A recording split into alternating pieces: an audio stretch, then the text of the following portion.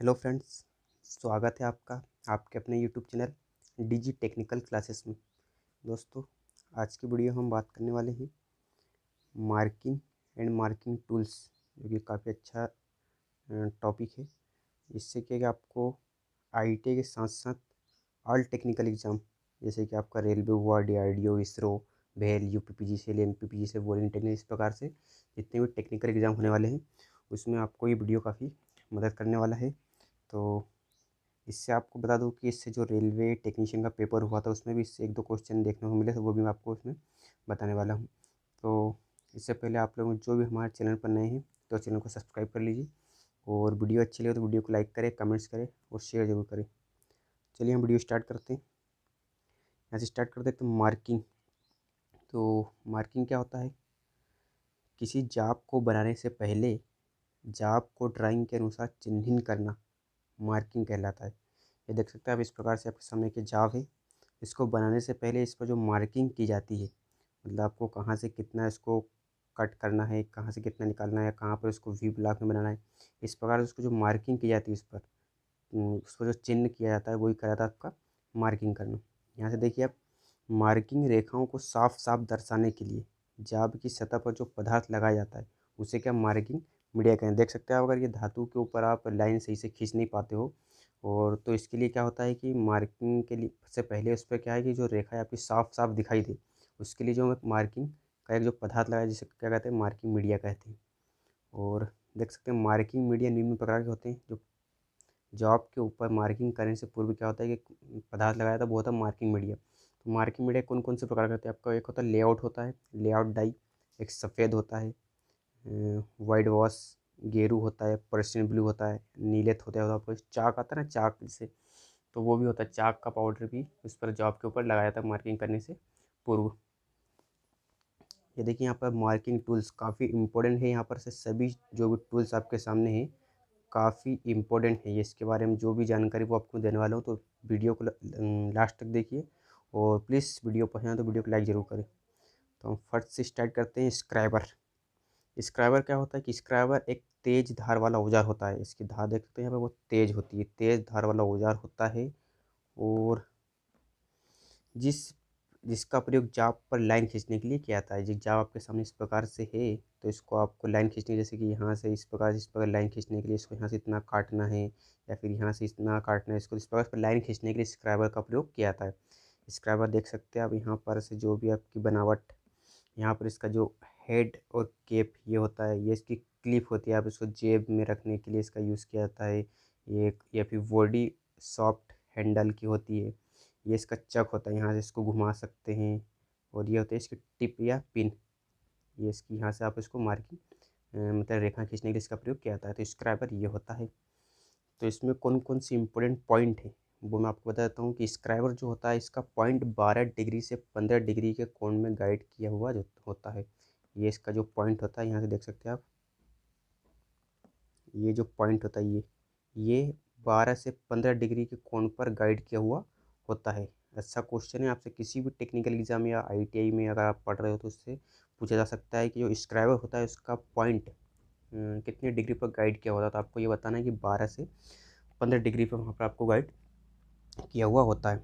इसके बाद देखिए आपकी पॉकेट स्क्राइबर लगभग 100 mm के होते हैं। पॉकेट मतलब जो जेब में रखने योग्य, जो जेब में जिनको रख सकते हैं, तो वो होता है 100 mm लंबाई तक के होते हैं आपके पास। ये आपको जो दिखाया गया है यहाँ पर, ये पॉकेट स्क्राइबर का भी एक प्रकार से पॉकेट स्क्राइबर ही है। तो इसको क्या, पॉकेट स्क्राइबर की लंबाई 100 mm तक होती है। और स्क्राइबर जो प्रायः क्या होता है, हाई कार्बन स्टील मटेरियल इसका होता है, वो होता है हाई कार्बन स्टील से बनाया जाता है। बनावट के आधार पर स्क्राइबर 4 प्रकार के होते हैं। ठीक, स्क्राइबर के भी अलग अलग प्रकार होते हैं, वो मैं आपको बता देता हूँ। 4 प्रकार के होते हैं। फर्स्ट में आपके पास आता है स्ट्रेट स्क्राइबर। स्ट्रेट स्क्राइबर ये आमतौर पर ये देख सकते हैं, इसकी बनावट इस प्रकार से सीधा होता है एकदम यहाँ पर। और सेकंड आता है फिर उसका बेंड स्क्राइबर। बेंड का एक सिरा यहाँ पर 90 डिग्री पर मुड़ा हुआ होता है, और एक सीधा यहाँ पर सीधा मतलब होता है। इसका प्रयोग क्या है, जो मुड़ा हुआ होता है इसका उपयोग क्या था, किसी की होल आपके पास है तो होल के अंदर आपको लाइन खींचना है, तो वहाँ पर इसका प्रयोग किया था। ये इसका नाम होता है बेंड स्क्राइबर। फिर आपके सामने आता है एडजस्टेबल स्लीव स्क्राइबर। एडजस्टेबल यहाँ देख सकते हैं, इसके सामने एक जो नट लगा इसके द्वारा इसको एडजस्ट किया जा सकता है, इसको आगे पीछे इस प्रकार से गाइड किया, मतलब आपको जहाँ भी किसी होल में या फिर कहीं भी इसको इस मतलब लाइन खींचना हो तो आप कितना इसको अंदर ले जाना है, कितना बाहर करना है, इस प्रकार से आप इसको एडजस्ट कर सकते हैं। और फिर आपके सामने आता है ऑफसेट स्क्राइबर, काफ़ी इंपॉर्टेंट है ये।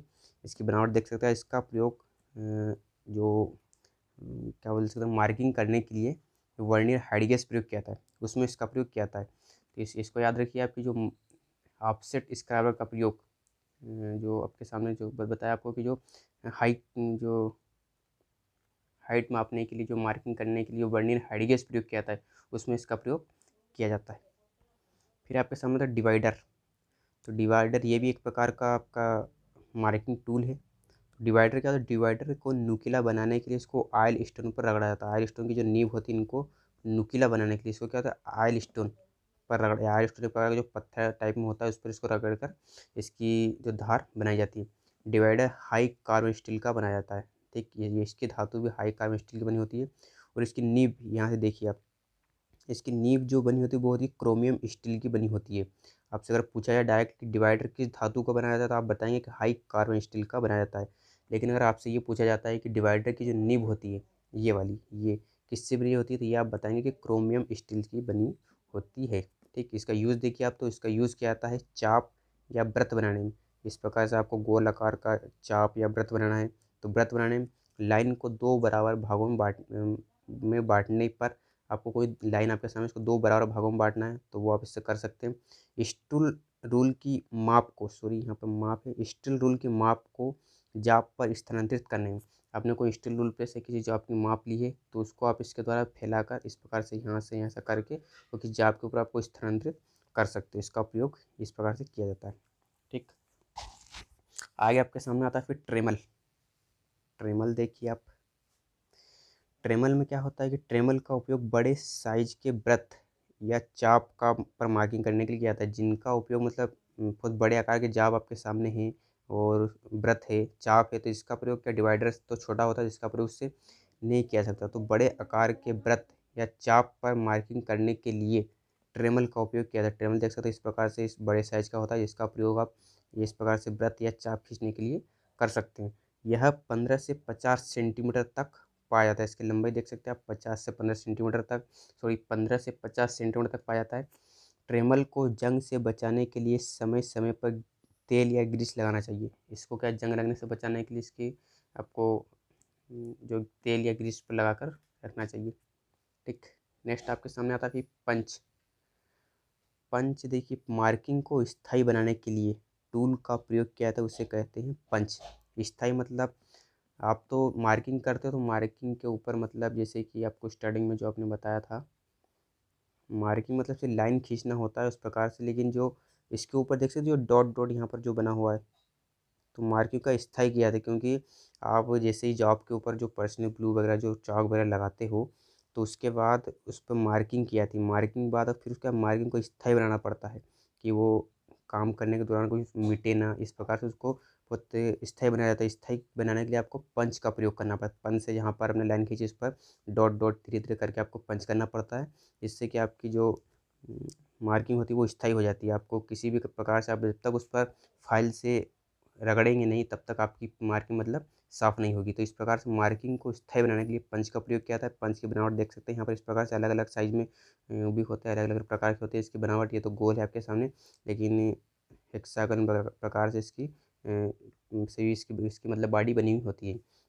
तो इसमें इम्पोर्टेंट चीज़ आपके सामने ये है कि यह प्रातः हाई कार्बन स्टील से बनाया जाता है और इसके पॉइंट को हार्ड व टेम्पर किया जाता है। पंच की जो धातु होती है वो हाई कार्बन स्टील से बनी होती है और इसको क्या प्रातः है, इसके हार्ड व टेम्पर, हार्ड टेम्पर समझ सकते हैं आप, इसके जो इसको क्या होता है कि हार्ड व टेम्पर बनाया जाता है, क्योंकि ज़्यादा कड़क नहीं और नरम ना हो, इस प्रकार से। ज़्यादा कड़क मतलब उसको हार्ड नहीं बनाया जाता, क्योंकि हार्ड बनाने ज़्यादा ज़्यादा हार्ड होने से क्या होता है वो जल्दी टूट जाता है।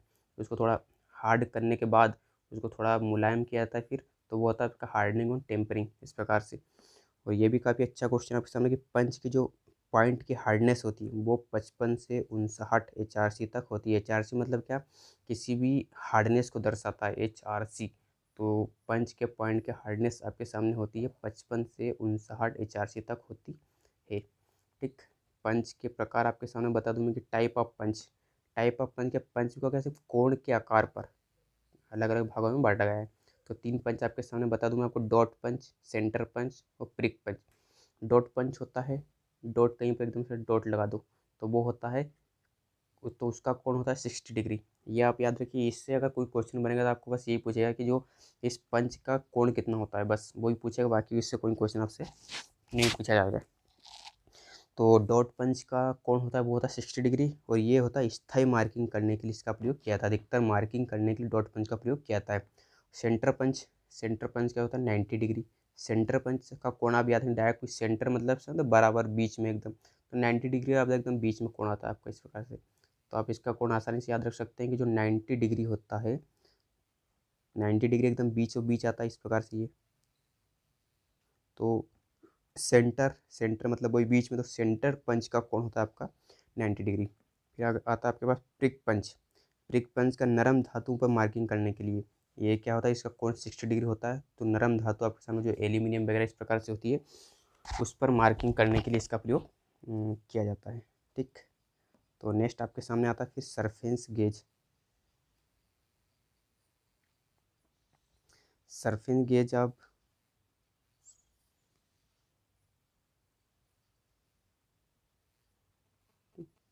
सरफेस गेज, तो सरफेस गेज देख सकते हैं आप, इससे मार्किंग ब्लॉक भी कहते हैं, इसका दूसरा नाम होता है आपका मार्किंग ब्लॉक। इसकी बनावट इस प्रकार देख सकते हैं आप। तो ये भी स्क्रैबर होता है, इसका उपयोग भी मार्किंग करने के लिए ही किया जाता है। इसका कार्य क्या क्या होते हैं, इसके कार्य होते हैं कि किसी किनारे के समांतर लाइन खींचना, कोई भी आपके सामने जावे इस प्रकार से, तो फिर किनारे पर इस प्रकार से किनारे पर लाइन खींचने में इसका प्रयोग किया जाता है।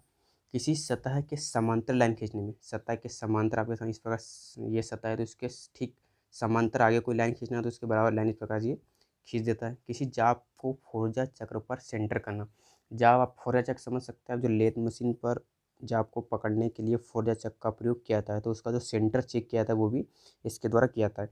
तो इसमें इंपॉर्टेंट चीज़ एक ये है कि सरफेस गेज का एक प्रकार है ये यूनिवर्सल सरफेस गेज। ठीक, यूनिवर्सल सरफेस गेज, तो ये काफ़ी इंपॉर्टेंट है, इससे कुछ क्वेश्चन आपको देखने को मिलेंगे, तो वो आपको मैं बता देता हूँ जो भी। तो इससे क्या होता है, इसमें एक है कि इसके द्वारा एक या आधा तक से छोटी से छोटी मापों को सेट किया जाता है। इसके द्वारा 1 या आधा मतलब आधा तक से छोटी छोटी मापों को भी सेट किया जाता है। इसका सर्वाधिक प्रयोग लेथ मशीन पर किया जाता है। तो यहाँ से टेक्निकल एग्जाम में, रेलवे में भी यहाँ से इससे क्वेश्चन आपको देखने को मिला था कि इसके जो भी पार्ट्स हैं, ये देख सकते हैं, इसकी जो क्लैंप है, इसका ये जो इसकी जो गाइड पिने हैं, रॉकर आर्म वगैरह है, इसका जो स्क्राइबर है, इसकी जो स्लाइड है, इसकी जो धातु किस किस चीज़ों की बनी होती है, तो वो आपसे इसमें पूछा गया। तो मैं आपको बता देता हूँ। सबसे पहले इसमें 2-3 चीज़ इसकी धातु की, सबसे पहले याद रखिए अब, इसका जो बेस होता है, ये जो बेस होता है, बेस इसका बना होता है high carbon sorry cast iron का, इसका बेस बना होता है कास्ट आयरन का। और इसकी जो ये हैंडल जो ये बना होता है, ये बना होता है आपका माइल्ड स्टील का। इसका हैंडल इसका बना होता है माइल्ड स्टील का। इसके बाद इसका जो स्क्राइबर, इस जो गाइड पिन होती है, ये होती है इसकी गाइड पिन, ये बनी होती है स्टील की। तो ये क्वेश्चन आपको आया था टेक्निकल एग्जाम रेलवे के एलपी में कि जो इसकी यूनिवर्सल सरफेस गेज की जो गाइड पिन होती है वो किस धातु की बनी होती है, ये इसका आप आंसर देंगे स्टील की। गाइड पिन ये होती है, ये जो लगी 2 पिन स्टील की, ये होती है गाइड पिन। ये इसका बेस बना होता है कास्ट आयरन का। ये इसका जो स्टैंड है ये बना होता है माइल्ड स्टील का। और ये स्क्रैब आपका बना होता है, ये स्क्रैब आपका ये हो इस प्रकार से। तो ये भी इस प्रकार से कास्ट आयरन का तो नहीं, सॉरी माइल्ड स्टील का इस प्रकार से बना होता है। तो इसका एक सिरा यहाँ देखिए, यहाँ पर इसका एक सिरा समथिंग 90 के ही एंगल पर मुड़ा हुआ होता है। आगे इसमें देखिए वी ब्लॉक। वी ब्लॉक क्या होता है, तो इसका प्रयोग गोलाकार जाब को मशीनिंग के दौरान जैसे ड्रिलिंग, सरफेसिंग, ग्राइंडिंग आदि को सहारा देने के लिए किया था। ये वी ब्लॉक आपके सामने वी शेप में बना हुआ है। तो सभी परिस्थितियों में वी ब्लॉक पर सिर्फ कोण 90 डिग्री होता है, इसका जो कोण होता है वो 90 डिग्री होता है। फिर आगे देखिए कि प्रातः वी ब्लॉक, इससे कौन कौन से वी ब्लॉक से भी कुछ इंपॉर्टेंट चीज़ें इसमें, तो वो देखिए आप, प्रातः वी ब्लॉक ग्रेड ए तथा ग्रेड बी में पाए जाते हैं। तो ए ग्रेड वाले वी ब्लॉक अधिक परिशुद्ध होते हैं तथा 100 mm लंबाई तक पाए जाते हैं। इनमें भी क्या ग्रेड बनी होती है, वी ब्लॉक की भी ए और बी में इसको बांटा गया है। तो ए ग्रेड वाले क्या होता है कि अधिक परिशुद्ध होते हैं तथा इनकी लंबाई 100 mm तक पाई जाती है। सेकंड आपके सामने फिर कि वी ग्रेड वाले, तो ये थोड़ा कम परिशुद्ध होते हैं, इनकी शुद्धता कम होती है तथा इनकी लंबाई 300 mm तक होती है। और एक चीज़ बता दूँ आपको कि आपसे अगर किसी भी एग्ज़ाम में ये क्वेश्चन आता है कि वी ब्लॉक किस धातु के बने होते हैं, तो आप वहाँ डायरेक्ट बताएंगे कास्ट आयरन के बने होते हैं। ठीक है, इसकी धातु बताएंगे आप कास्ट आयरन। लेकिन आपसे अगर ऐसा पूछ लिया जाए कि ग्रेड ए प्रकार की वी ब्लॉक किस धातु के बने, तो आप वहाँ बताएंगे हाई क्वालिटी स्टील। और अगर पूछे कि बी ग्रेड की वी ब्लॉक किस धातु के बने, तो वहाँ बताएंगे आप क्लोज्ड ग्रे कास्ट आयरन। ठीक, यहाँ समझ गए आप। आगे बात करते हैं हम, तो आगे आपके सामने आता है सरफेस प्लेट। ये समझ नीचे वाली जो है सरफेस प्लेट, इसकी बनावट आयताकार प्रकार से, वर्गाकार आकार से, किसी प्रकार से भी हो सकती है। इससे क्या है, इसका डायरेक्टली यूज़ क्या होता है, तो वो आपको बता देता हूँ मैं। इसका यूज़ किया जाता है मार्किंग के दौरान। इसके ऊपर क्या मार्किंग की जाती है, या फिर किसी भी सतह की जो आपकी सरफेस मतलब समतलता चेक करने के लिए क्या आती है। ये एक ऐसे पत्थर से मतलब बनी होती है जो कास्ट आयरन से ही बनी होती है, लेकिन ऐसे उससे बनी होती है कि इसकी जो समतलता है वो काफ़ी दिनों तक बनी रहती है। इसका साइज़ बता दूँ आपको, इसका साइज़ अधिकतर पूछा जाता है कि किस साइज़ में अधिकतर उपलब्ध होती है, तो इसका साइज़ आप बता दीजिए। इसकी लंबाई और चौड़ाई और ऊंचाई के अनुसार, लंबाई इसकी 50 और ऊंचाई 25 mm तक, इसमें सेंटीमीटर में सेंटीमीटर में इसकी साइज़ उसको मापा जाता है। सेंटीमीटर में इसकी जो साइज़ इसका सेंटीमीटर में दर्शाएगा आपको। 50 लंबाई, 50 चौड़ाई और 25 ऊंचाई में, इस प्रकार से इसका साइज है ये।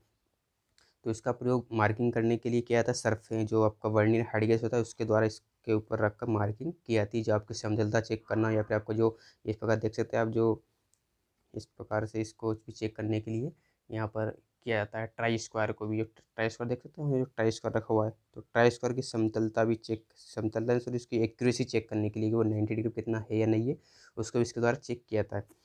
आगे आपके पास है कि एंगल प्लेट इसका कोण ये होता है 90 डिग्री का, धातु होती है कास्ट आयरन की। इसका प्रयोग इसको क्या देख सकते हैं, यहाँ पर भी इसके ऊपर रखी हुई है सरफेस प्लेट के ऊपर। तो इसका प्रयोग मार्किंग करने के लिए, जाब को सहारा देने के लिए इसका प्रयोग किया जाता है। ठीक, इसका प्रयोग मार्किंग करने के दौरान जाब को सहारा देने के लिए इसका प्रयोग किया जाता है। ठीक, ये इसकी बनावट कास्ट आयरन की बनी होती है। फिर आपके सामने कॉम्बिनेशन सेट भी ये, इसका साइज इसके रूल तथा ब्लेड की लंबाई के अनुसार लिया जाता है। आपसे अगर ये पूछा जाता है कि जो कॉम्बिनेशन सेट इसका साइज किससे लिया जाता है, आप डायरेक्ट बताएंगे इसके रूल से या फिर इसके ब्लेड की लंबाई से ही इसका साइज लिया जाता है। और यह एक ऐसा उपकरण है जिसका प्रयोग आप जिसके द्वारा आप लाइन भी खींच सकते हैं, किसी भी सेंटर मतलब किसी भी जाब का है सेंटर ज्ञात कर सकते हैं, किसी भी कोण को आप बना सकते हैं इसके द्वारा, किसी भी जाब पर कोई भी कोण बना, किसी भी एंगल का कोण बना, वो आप इससे बना सकते हो। तो ये होता है कॉम्बिनेशन सेट।